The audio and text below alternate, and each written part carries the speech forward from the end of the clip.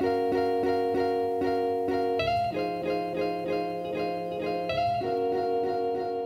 everyone, it's Emily, and today we are building this cute little tiny farm thing. I don't know what I'm gonna call this, probably just tiny farm, because that sounds good enough to me. But this house was basically, okay, so here's the thing. Everyone, maybe not everyone, but like I've seen a couple people build some really, really amazing fall farm things where it's like the house is a small part of the lot and it's on some massive like 50 by 50 or like 64 by 64 lot, and then there's all this landscaping. Sim Kim is the one that stands out to me in my mind because I think she's the one that I saw most recently do it, but I've seen some other people do some crazy farmhouses recently too. But yeah, she did this house and it was like incredible and all the landscaping was awesome, and I was like, I want to do that, but I don't like building big things, aka a big empty lot really just stresses me out a whole lot. And I decided, you know what, I can build a little tiny house and I can do all of the same cool landscaping stuff, but on, you know, a more Emily size scale. So we're doing a tiny farm and we have this tiny house. It doesn't have a bathroom. I messed up just a little bit.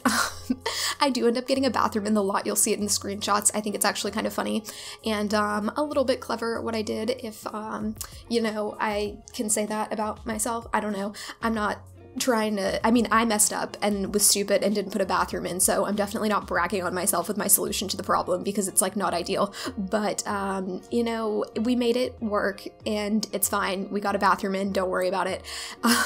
As you can see from the inside, it's a super small house, and I saw this house on Pinterest and it was just this cute little tiny house, and I had this idea that I wanted to do some type of farm lot, and I was like, okay, yeah, we're gonna go with the tiny house because that's really all I can, you know, manage to do and not freak out multiple times and probably bulldoze the whole thing a bunch. So I found this little house, and I've also been really liking, I have this whole, well, it's not a whole board because I just have one Pinterest board for ideas for builds and stuff, and like if I see a cool house on Pinterest, I'll save it to that board. But I saved a bunch of houses with turrets. Like on Pinterest, I literally looked up house with turret and I started looking at a bunch of pictures and I saved a bunch, and then I wanted to do something like that, but then I had this whole farmhouse thing and I was like, if I build one of these houses, I'm gonna have to do a massive lot, and I didn't want to do that, so I ended up looking for tiny houses and I found this one and it had a little turret thing, and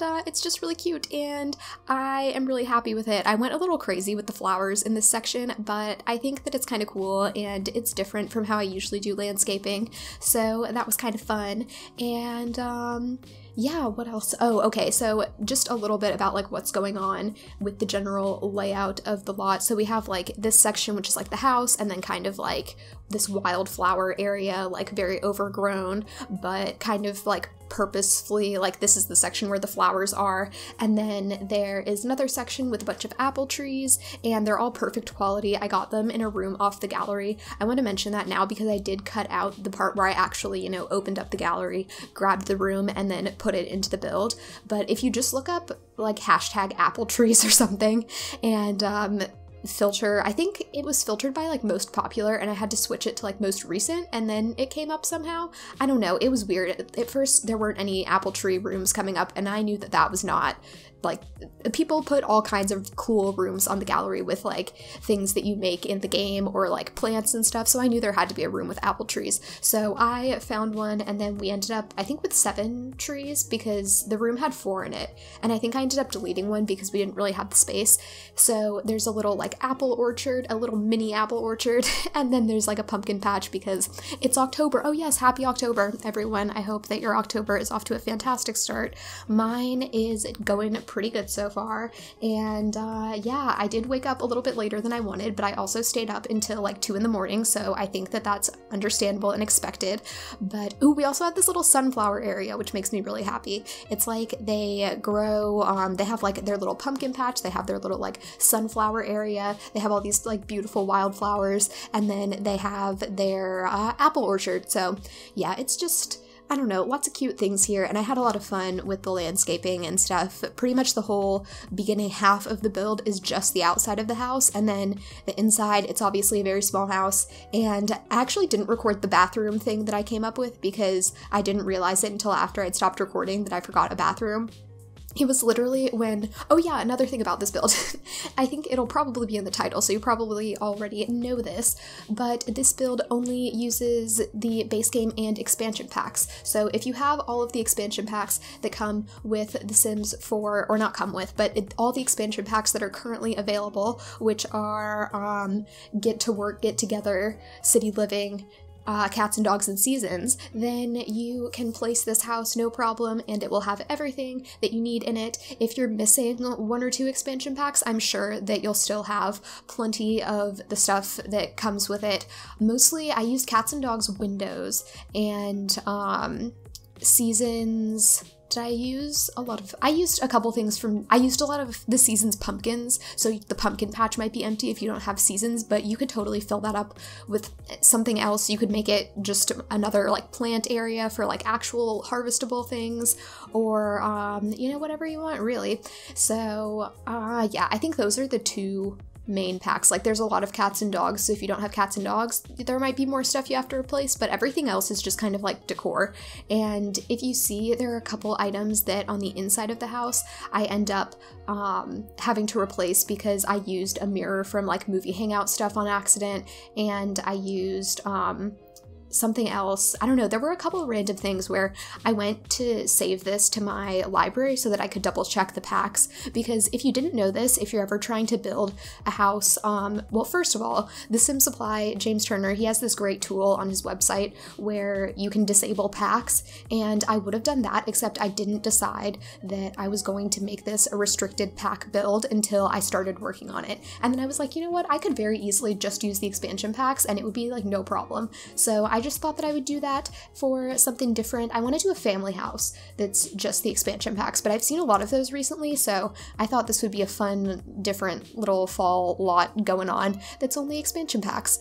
And oh yeah, but so you can actually, when you save the house or lot or whatever to your library, you can go and if you click on the pack, like it tells you which packs are used. If you click on the pack, it will tell you specifically which items you used from that pack. So then you can go like find them if you were like trying not to use a certain pack or something.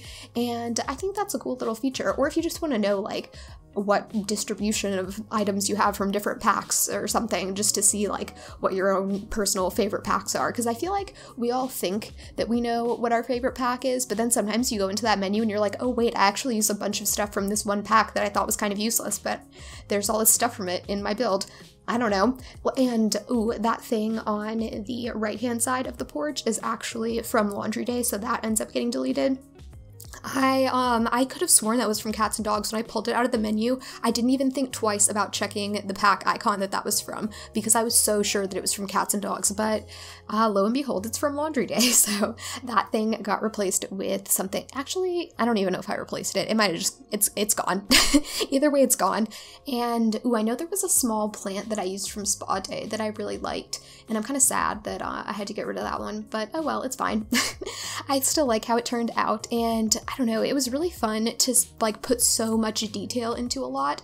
That's something that I'm trying to do more of again, because I feel like I used to do that, and then at some point I just got into like a rut of just trying to like get stuff done and not caring so much about the details, and this lot was very focused on the details, and it was so nice. I spent over 2 hours on this tiny little 20 by 20 lot, but I think it shows, I hope anyway, in the overall like finished product. Ooh, another cool thing, those 2 curtains, the one from Cats and Dogs and then the one from Seasons, you can layer them and they look so good together, like so good. I figured that out on stream the other day on accident, and it's probably like my favorite discovery that I've made as far as decorating goes in the game in a long time, because every now and then I watch other people's videos and I'm like, oh, that's a cool decorating like life hack thing that they just did in their video, so maybe I'll like start doing that. But it's been a while since I've personally found my own thing where I was like, oh, this is some cool thing that I can do to like combine objects and it looks really nice. So yeah, feel free to, you know, merge the curtains and mix it up, because it gives you so many more options, because you can change like the top part of the curtain separately from, you know, the sides of the curtain. I don't know if I'm making any sense, but I don't know. I thought that it was just really cool, and I'm really happy with how it looks, and it's probably going to be in a lot of my builds, so expect lots of layered curtains coming your way. I almost put that broom in, and then as I was going to figure out which wall I wanted it on, I was like, oh wait, this is definitely from laundry day, so that had to go. And yeah, this, honestly, I didn't even feel that restricted though. There were a couple of little clutter items like that broom that I like to put in most of my builds, and then some other things that I just accidentally placed without thinking that I thought looked really nice, and I was kind of sad I had to delete, like that plant right there. But overall, I think that if you just have the expansion packs, like, that's pretty solid. You have a lot of stuff to work with, and I think that you can do a lot with just the expansion packs. So I would like to do some more builds that's just expansion packs. So let me guys know. Let me know if you guys want to see more of those, or if you do have all the expansion packs, or which expansion packs you do have if you don't have all of them, just so I have some kind of idea if I'm gonna do some type of limited packs build. Like, I have this idea in my head of which packs are the most popular, or which ones I think most people have, but I would like to hear from you guys, like which ones you actually have if you don't have all of them, just so I can keep that in mind when I'm building and focus more on stuff that you guys have who are watching me, instead of just what I think that people have in general. Does that make any sense? I don't know. Oh, also there's a rug that I used under the bed that ends up getting deleted because it was from Parenthood. Just wanted to throw that out there. As I'm seeing these things, I want to mention them so that when you see the screenshots, if something's missing, or you go to download the house and maybe you do have the pack that that item came from, you're not confused as to why it's not there. But yeah, it's because I went through and double checked everything, and I don't want to cause any confusion. I almost just yawned. And I also don't want to make anyone think that something comes with an expansion pack that they might not have, and then they get the expansion pack, they're like, where's that one item that Emily used in her build? I don't know if anyone would actually think like that, but you never know. So, you know, tons of disclaimers. The kitchen is really small and really cute. Also, the bedroom and the living room are just kind of one room. This is basically just one giant room anyway. It's a tiny little cabin, like what do you want? We end up getting a pretty decent sized dining table for this house size, I guess, which I was really happy with. I thought it's kind of nice, like maybe they have people over to their farm or whatever, and they host family and friends, and they have some sort of like hangout space, but then they also have like a decent sized entertaining area. Well, I mean, it's decent sized if you're thinking one person lives here, because they could potentially have like 3 guests, and they would all have a seat in the living room, and they would all have a seat in the kitchen, and I think that's pretty good for a house that's this small. But let me know what you guys think about that. I feel like my coffee is finally starting to hit me for the day, and I'm just now getting the effect of the caffeine, and it's like, this is kind of a bad time for that to happen, because I'm in the middle of this voiceover, and like, I was chill and everything was fine, and now I'm suddenly feeling like all of the energy.